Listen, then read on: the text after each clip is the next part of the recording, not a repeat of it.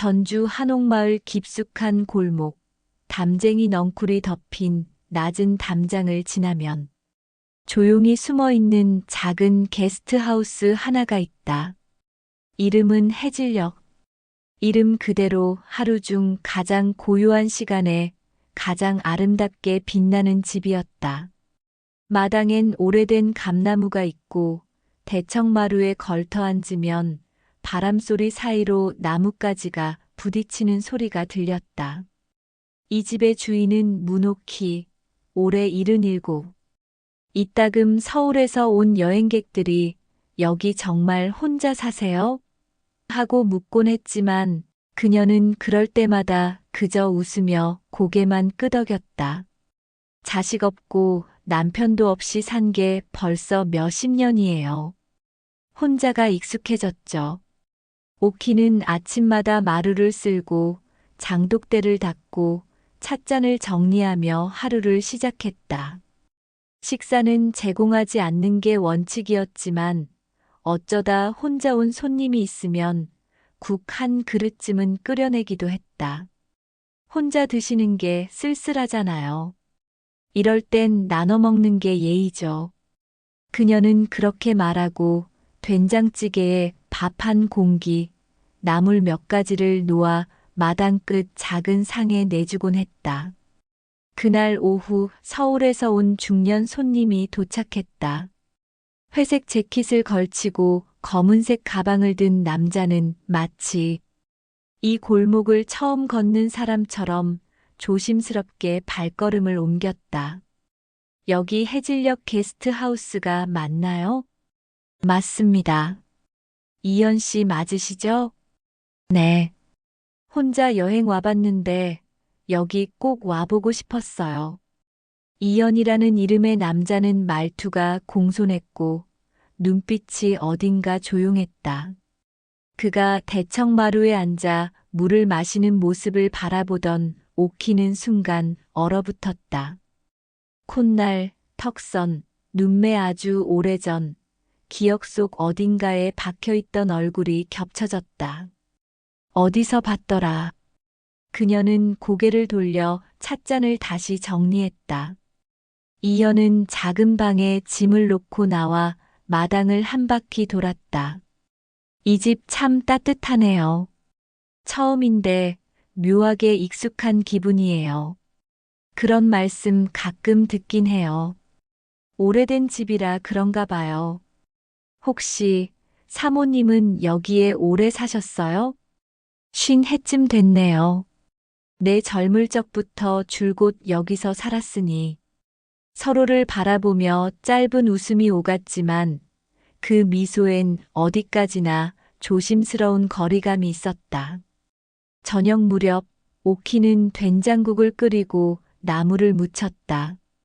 식사 제공은 하지 않지만 먼 데서 혼자 온 손님에게는 예외를 두었다. 국물 드시고 싶다고 하셨죠. 별건 없지만 드세요. 이런 한 끼가 제일 좋습니다. 어릴 때 이런 밥상이 있었던 것 같기도 해서요. 오키는 수저를 놓으며 잠시 멈췄다. 어릴 때, 이 남자의 어린 시절, 그리고 자신이 오래전 지우려 했던 그 기억이 다시 불쑥 떠올랐다. 하지만 그녀는 아무 말도 하지 않았다. 그냥 속으로만 생각했다. 닮았다. 너무도 닮았다. 밤이 깊고 마당의 감나무 잎이 바람에 흔들렸다. 이연은 방 안에서 숙소 방명록을 적다가 한쪽 구석에 적힌 글자를 바라보았다. 운영자 문옥희. 그 이름이 오래전 입양 기록에서 한 줄로 적혀 있던 이름과 똑같았다. 그 순간 이연은 가슴 한가운데 오래 묻어둔 질문 하나가 조용히 일어나는 걸 느꼈다. 설마 그날 밤 아무 일도 없었다. 그러나 분명히 무엇인가 시작되고 있었다. 전주 한옥마을의 아침은 빠르게 밝아왔다. 유리창 너머로 들어온 햇살이 좁은 방바닥을 덮을 즈음 이연은 천천히 눈을 떴다. 오랜만에 깊이 잤다는 느낌. 먼 길을 달려와 낯선 집에 머무는 것 치고는 이상하게 편안한 밤이었다. 그는 베개를 뒤로 젖히며 천장을 바라보았다. 반면 마당 건너편 주방에선 일찍부터 분주한 소리가 들렸다. 문옥희는 나무를 묻히고 묵은지를 꺼내 국을 끓이고 있었다. 손님에게 식사를 제공하지 않는 게 원칙이라지만 이연처럼 혼자 온 손님에겐 어김없이 밥상을 차렸다. 그런 손님일수록 말은 적고 밥을 천천히 먹는다는 걸 그녀는 경험으로 알고 있었다. 아침 드시고 가요. 간단히 준비했어요. 이연이 마루에 앉자 옥희는 소반을 내왔다. 된장국, 두부부침, 고추장 무침, 그리고 갓 지은 밥 한 공기. 이런 밥상을 언제 먹어봤는지 기억도 안 납니다. 이연은 천천히 숟가락을 들었다. 손목의 움직임이 어딘가 익숙한 것 같았다. 옥희는 문득 그런 사소한 몸짓 하나에도 신경이 쓰였다.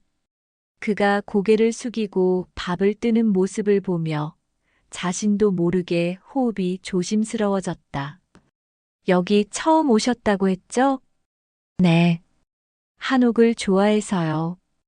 그런데 이 집은 이상하게 마음이 끌렸어요. 예약할 때부터 뭔가 익숙한 느낌이 들더라고요. 오키는 잠시 대답을 멈추었다. 그 말이 그냥 지나가는 이야기일 수도 있었지만 자신의 마음을 건드리는 데는 충분했다. 혹시 저 사람도 무언가 느낀 걸까? 50년이란 세월이 사람을 얼마나 바꿔놓는지, 얼마나 잊게 만드는지 그녀는 알고 있었다. 하지만 닮았다는 감정은 논리보다 앞서는 거라서 어쩔 수가 없었다. 식사가 끝나고 이연은 방으로 돌아가 짐을 정리했다. 그 사이 오키는 마당을 쓸고 장독대 뚜껑을 열었다 닫았다 하며 마음을 가다듬었다. 이연이 나올 때쯤 그녀는 일부러 아무렇지 않게 말했다. 오늘은 어디 가보실 건가요? 전주성 근처 한옥길 좀 걷고 책방도 좀 들러보려고요. 혼자 다니는 여행이 익숙하진 않지만 이번엔 그냥 조용히 걷고 싶어서요. 이연이 문을 나서자 오키는 그가 앉았던 마루 끝을 조심스레 바라보았다. 마음속에 무언가가 생겨나고 있었다. 오래전 심장 아래 감춰뒀던 조그만 불안, 혹은 희망 같은 감정이 다시 피어나는 듯 했다. 그날 저녁, 이연은 다시 돌아왔다. 손에 작은 종이봉투를 들고 있었다. 근처에서 전통 한과를 팔길래요. 주인장께 드리고 싶었습니다. 이런 것까지 고맙습니다. 봉투를 받아든 오키의 손이 아주 잠깐 떨렸다. 그는 자신의 존재를 알고 있을까? 그 눈빛은 왜 자꾸만 오래전의 누군가를 떠오르게 하는 걸까? 그녀는 종이봉투를 조심스레 내려놓으며 말했다. 혹시 가족 중에 이 근처 사셨던 분 있나요? 이연은 고개를 저었다. 아니요. 어릴 때 입양돼서 제 뿌리에 대해 아는 게 거의 없어요. 그 말에 오키의 눈동자가 조용히 흔들렸다. 그럼에도 얼굴은 차분히 웃고 있었다. 그녀는 마당을 바라보며 조용히 말했다. 그래요, 세상엔 참 많은 우연이 있는 법이죠. 그러나 그날 밤 그녀는 잠을 쉽게 이루지 못했다. 이연이 방명록에 적어둔 자신의 이름을 바라보던 그 표정을 오키는 기억하고 있었다. 그리고 이연 역시 오키라는 이름을 본 순간 밀려든 낯선 감정을 외면하려 애쓰고 있었다. 서로는 아직 묻지 않았지만 서로의 내면에서는 이미 오래전 닫아둔 문이 서서히 열리고 있었다. 밤이 깊어가고 있었다. 전등불 아래 마당은 고요했고 감나무 잎새는 바람결에 살랑거렸다. 해질녘의 마지막 손님이 방으로 들어간 뒤 문옥희는 조용히 주방 정리를 마치고 나무 의자에 앉아 찻잔을 들었다. 잠자리에 들기 전 마시는 이 한 잔이 그녀에겐 하루를 정리하는 의식과도 같았다. 하지만 오늘 밤 찻잔의 온기는 마음까지 데워주지 못했다. 자꾸만 머릿속에 이연의 말과 눈빛이 맴돌았다.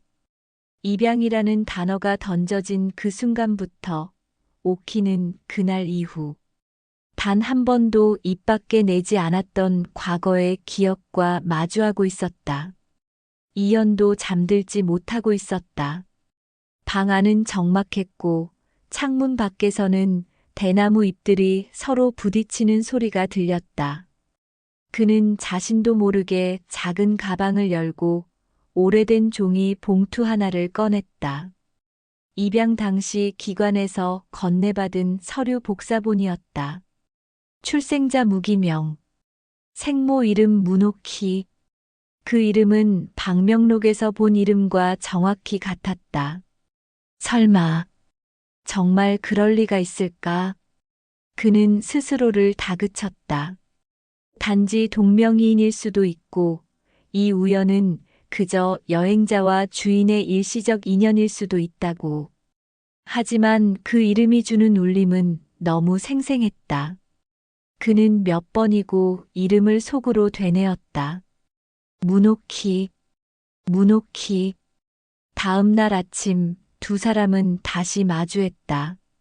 이연은 평소보다 먼저 마루에 나와 앉아 있었고 오키는 그를 보자 묘한 표정으로 고개를 끄덕였다. 아무런 대화도 없었지만 서로가 어딘가 조금 달라져 있다는 것을 느끼고 있었다. 오키는 말없이 주방으로 들어가더니 다시 소반을 들고 나왔다. 그냥 가시게 할 수 없어서요. 뭐라도 드시고 가세요. 고맙습니다. 어제도 그랬지만 이렇게까지 받기 민망하네요.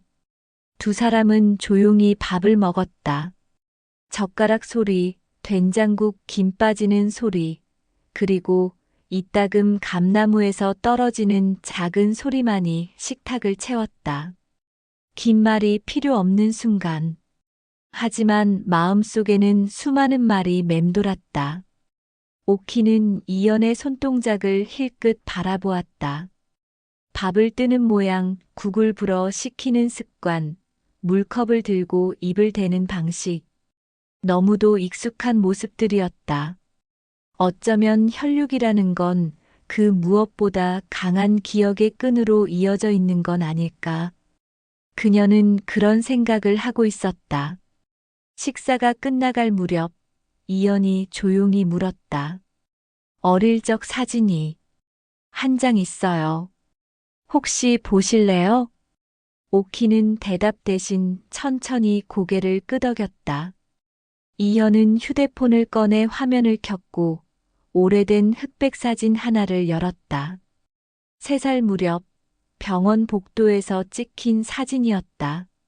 그녀는 화면을 뚫어지게 바라보다가 입술을 조금 떨며 말했다.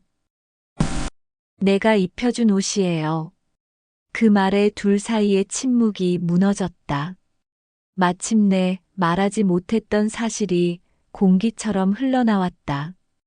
이연은 더는 묻지 않았고 오키는 더는 피하지 않았다. 하지만 그것이 곧 화해나 용서를 뜻하진 않았다. 그들은 서로를 다시 알아가는 시간의 입구에 겨우 선 것뿐이었다. 그러나 분명한 건 하나였다. 이제 밥상 앞의 침묵은 결코 예전과 같은 침묵이 아니었다. 이연은 해질녘 게스트하우스를 떠나지 않았다. 예정대로라면 이틀 전 체크아웃을 마치고 전주역으로 향했어야 했지만 그는 방을 연장했다. 이유를 묻지 않는 주인, 그리고 이유를 밝히지 않는 손님. 문옥희와 이현 사이에는 아직 이름 붙일 수 없는 공기가 흐르고 있었다. 그날 이후 두 사람은 함께 마주 앉는 시간이 조금씩 길어졌다. 마당 끝에 피어난 모란꽃을 함께 바라보거나 차를 마시며 날씨 이야기를 나누는 정도였다. 별일 아닌 대화였지만 그 속엔 아주 조심스럽게 삶의 조각들이 스며 있었다. 이 동네는 아침이 참 조용하네요. 전주라는 도시가 그렇죠. 오래된 건 조용하게 늙는 법이에요. 오키는 여전히 조심스러웠다. 그날 사진을 본 이후 말수가 더 줄었고 표정도 단단해졌다. 하지만 이연은 그 속에서 무언가를 읽어내고 있었다. 애써 지우려 했던 죄책감, 숨기려 했던 후회, 그리고 무엇보다도 미안함. 그러던 어느 밤, 이연은 마루에 앉아있던 오키에게 조용히 입을 열었다. 그 사진 속 옷이 어머니가 입혀주신 거라고 하셨죠.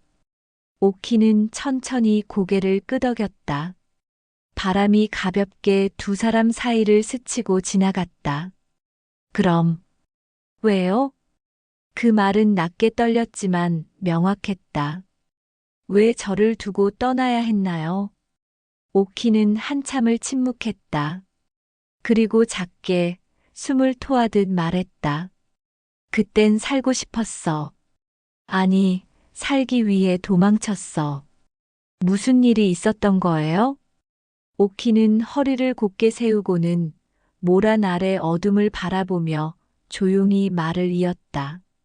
내가 너를 낳았을 때 나는 부잣집 식모였어. 그 집 아들의 아이를 가졌다는 게 알려졌고 나는 그날로 쫓겨났지. 병원도 주소도 남기지 말라고 했다. 아이는 입양 보내는 걸로 정해져 있었어. 아무도 나조차도 그 아이 곁에 있을 자격이 없다고 여겼지. 이연은 입술을 다물고 있었다. 작은 숨소리마저 조심스러운 순간이었다. 그래도 한 번은 안았어. 너를. 단 하루. 그날 밤 내 울음소리에 가슴이 찢어지는 줄 알았어. 그런데 왜요? 왜 나를 찾지 않으셨어요? 찾았어. 몇 번이나.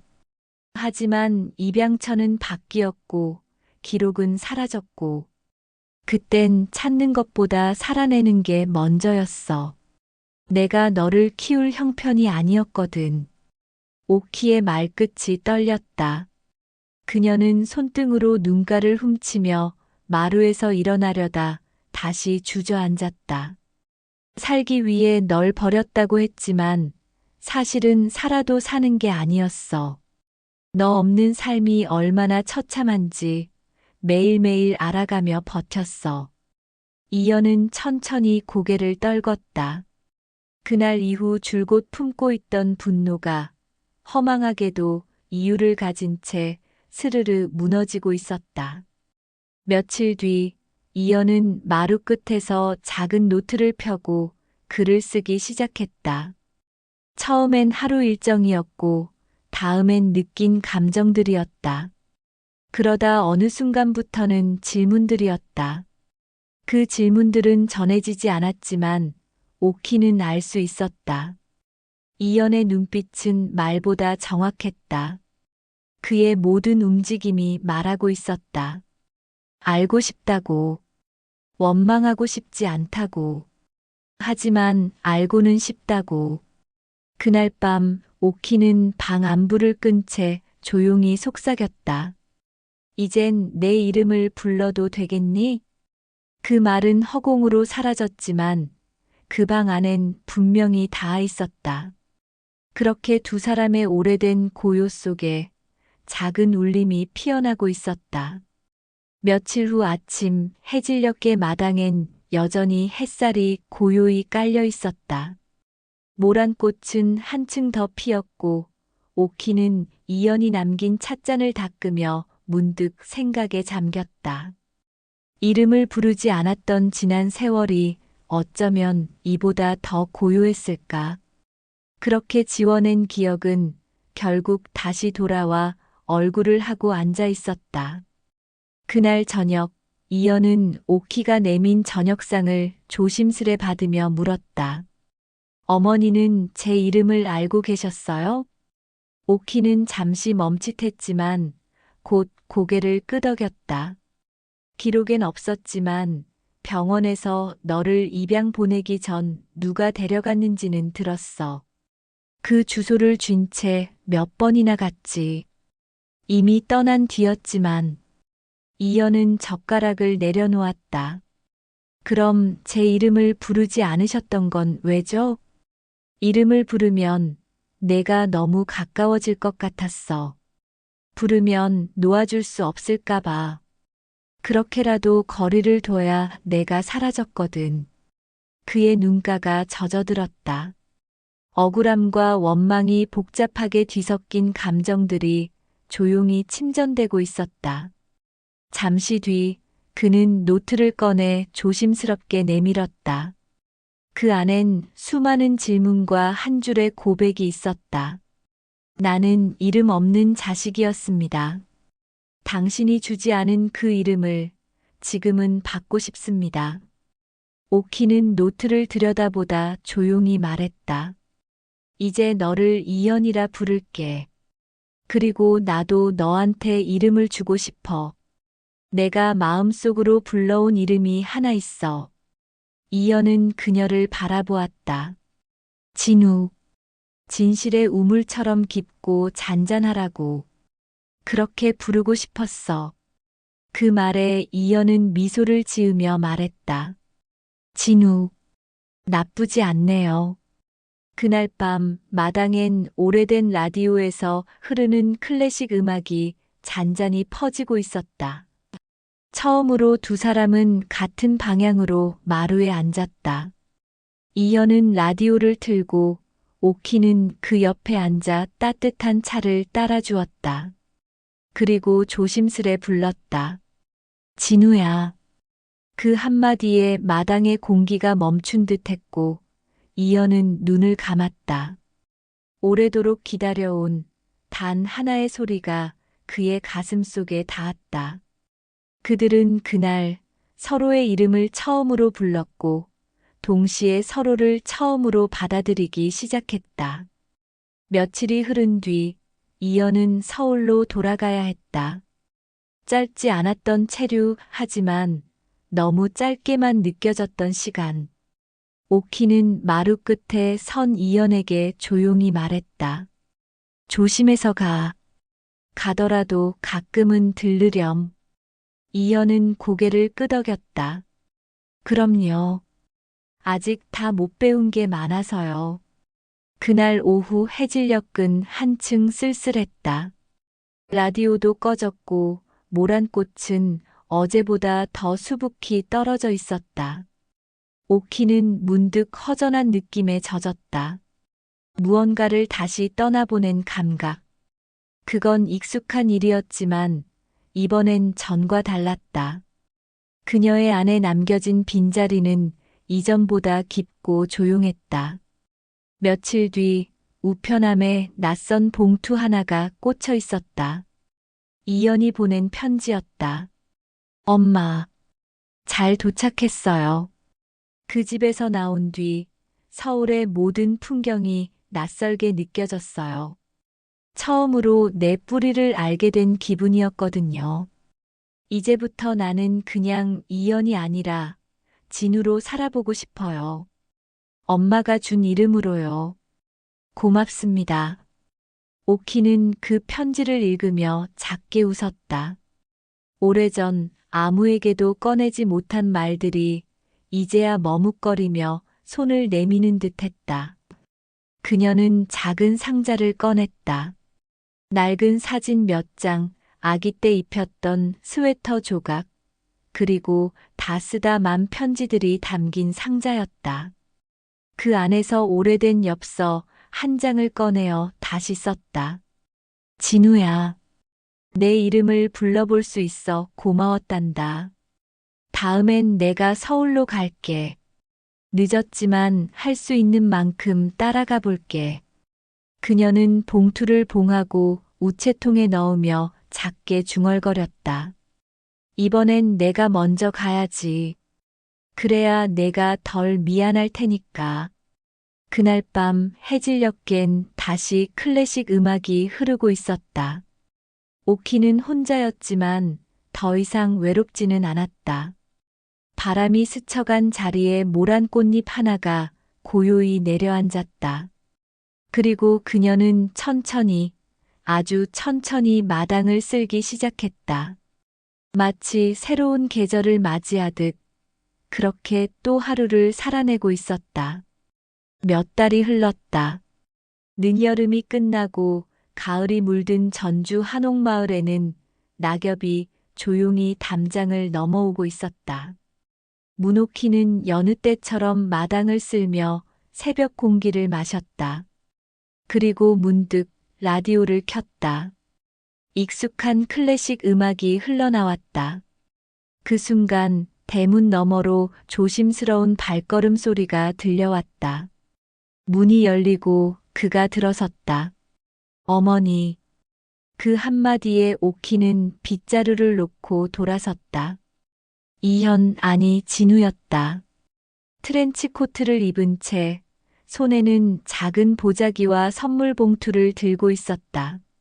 얼굴은 조금 수척했지만 눈빛은 한층 단단해져 있었다. 왔구나. 오키는 말없이 웃으며 진우를 바라보았다. 그 웃음에는 반가움도 미안함도 그리고 어쩌면 오래 묻어두었던 기쁨도 담겨 있었다. 서울 생활은 어땠니? 생각보다 괜찮았어요. 일도 계속하고 있고 주말엔 아이들 대상으로 작은 글쓰기 수업도 시작했어요. 선생이 다 됐구나. 아직 많이 부족해요. 그런데 여기 다시 오고 싶었어요. 처음으로 어딘가가 집 같았거든요. 오키는 묵묵히 고개를 끄덕였다. 그녀의 마당을 집이라 말해준 사람이 이렇게 늦은 나이에야 생긴 아들이라는 사실이 너무도 묘하게 가슴을 찔렀다. 그날 밤 두 사람은 함께 저녁을 먹었다. 된장찌개와 나물 반찬, 전날 미리 담가둔 깍두기까지. 조용한 식사였지만 더 이상 침묵은 어색하지 않았다. 식사 후 진우는 주머니에서 낡은 공책을 꺼냈다. 이건 제가 어릴 때 썼던 일기장이에요. 양부모님이 보관해 주셨더라고요. 혹시 읽고 싶으실까 해서요. 오키는 조심스레 받아들었다. 한 장 한 장 넘길 때마다 낯선 글씨체가 점점 익숙하게 느껴졌다. 자신의 아이가 자신 없이도 삶을 이어간 흔적이었다. 그리고 그 흔적이 이제 자신의 손 안에 들어와 있었다. 진우는 말했다. 다시는 사라지지 않을게요. 이제 내가 이 집을 기억할 수 있게 해줄게요. 어머니가 혼자였던 시간, 제가 옆에 조금씩 덧칠해 볼게요. 그날 밤 해질녘의 마당에는 두 개의 찻잔이 놓였다. 두 사람은 말없이 차를 마셨고 때때로 눈을 마주쳤다. 모란 꽃은 이미 졌지만 그 자리에 바람 한 자락이 스쳐갔다. 그리고 오키는 마음속으로 생각했다. 이제야 따뜻한 온기가 머무는 계절이 왔구나. 늦가을의 전주, 한옥마을엔 아침 안개가 얇은 실처럼 깔렸다. 문옥희는 평소보다 늦게 일어났다. 어제는 진우가 게스트하우스에 하룻밤을 묵고 갔다. 아침 식사를 마친 뒤엔 조용히 마당을 쓸던 그녀에게 말했다. 어머니, 저 다시 내려올까 생각 중이에요. 아예 이 근처에서 지낼 수 있게요. 그 말에 오키는 빗자루를 멈추고 그를 바라보았다. 진우야, 내 인생도 있지 않니? 내가 어디에 있든 내가 여기 있다는 걸 알면 됐다. 진우는 고개를 숙였다. 그런데요, 여기가 제 마음이 머무는 곳이에요. 그동안 제가 없었던 시간을 따라잡고 싶어요. 그 말은 오키의 가슴 깊은 곳을 흔들었다. 단 한 번도 기대해 본 적 없는 말이었다. 그는 돌아왔고 떠나지 않겠다는 약속까지 건넸다. 그날 오후 오키는 오래된 서랍을 열었다. 그 안엔 반드시 접힌 유언장이 있었다. 밤이 되자 두 사람은 마루에 나란히 앉았다. 모란 꽃은 사라졌지만 별빛이 그 자리를 대신하고 있었다. 오키는 조심스레 봉투를 내밀었다. 이건 내가 쓴 유언장이야. 아직 쓸쓸한 날이 많아서 혼자 가는 게 당연하겠지 싶었거든. 그런데 이젠 내가 있으니 다시 써야겠다. 진우는 봉투를 들여다보다 말했다. 이 집은 어머니 거예요. 그리고 이제 저희 거죠. 오키는 작게 웃었다. 그 웃음은 지난 반세기 동안 스스로 감춰왔던 안도와 포기의 감정이 처음으로 뒤섞인 것이었다. 마치 살아있는 시간처럼 따뜻했다. 다음 날 진우는 서울로 다시 돌아갔다. 하지만 이번엔 오키가 역까지 배웅을 나섰다. 기차가 떠나기 전 두 사람은 플랫폼 끝에서 잠시 마주섰다. 잘 다녀오고 무리하지 말고. 곧 다시 올게요. 그땐 오래 있을 거예요. 기차가 출발하자 오키는 손을 흔들다 말고 혼잣말처럼 중얼거렸다. 이제는 기다림도 괜찮겠구나. 해질녘의 집은 다시 고요해졌지만 그 고요는 예전과는 달랐다. 오키는 라디오를 켜고 느린 클래식 음악을 들으며 찻잔을 준비했다. 그리고 마루에 앉아 속으로 아들의 이름을 다시 불렀다. 진우야. 그 이름 하나로도 충분한 저녁이었다. 이제 그녀의 삶은 잠들지 않는 저녁으로 천천히 흐르고 있었다. 마음 따뜻한 이야기였다면 구독과 좋아요 부탁드립니다.